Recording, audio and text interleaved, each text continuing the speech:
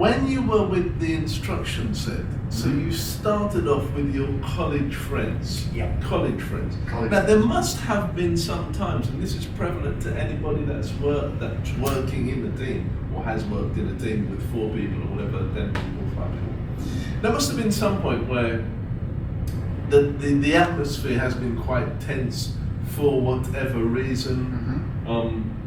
How important then is the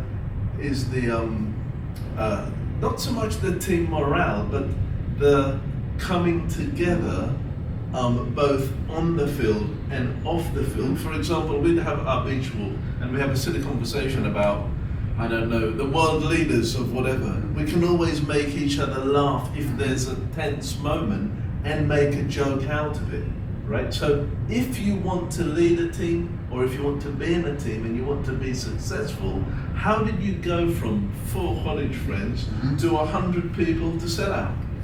Okay, well, what I've since learned is the instruction set was a miracle. The right people at the right time in the right place. And we wrote it up in the book as that's how you do it. In fact, in the original version of the BMO, I said, here's what you do: get 5 people, give them each 20%.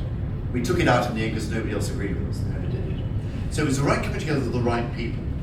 But as I was explaining yesterday, the 2 people who ran the company 90% of the time were these 2 brothers. There was the strategic genius, who was one of these people who's right about everything. He would argue that green was blue and he'd win.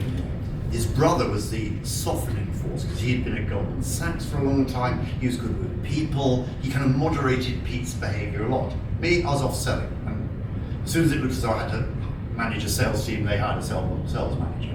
It was actually a guy who came to give us sales training. So I was just off selling. Then there were 2 technical people of different types, both of them very good technically, both of them could teach or whatever. And we had a great respect for what each other did. Now, when it came to board meetings, each of us had 20%, so no one person's view, even if it was Pete's, was right. And very occasionally we had a vote, and it's 3-2, and we all agreed, okay, if we say 3-2, the 3 people win, whatever the other 2 think about it. But there was so much respect between the other people. The only thing that happened along the way was one of our technical people began to ease off and began not to be involved and wanted more time off. And some of our staff were working incredibly hard to say, so-and-so, why are you still paying him? He's lazy, and this, that, and the other. We said, well, maybe. He doesn't earn as much as you, actually. You probably don't know that on a day-to-day basis. He's got 20% of the company.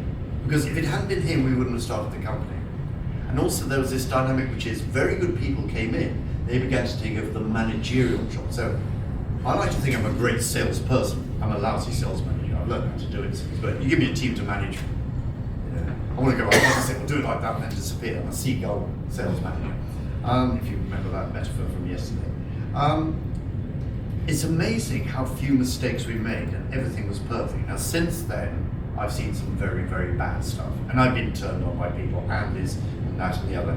It's not an easy thing. See, when you set a think tank,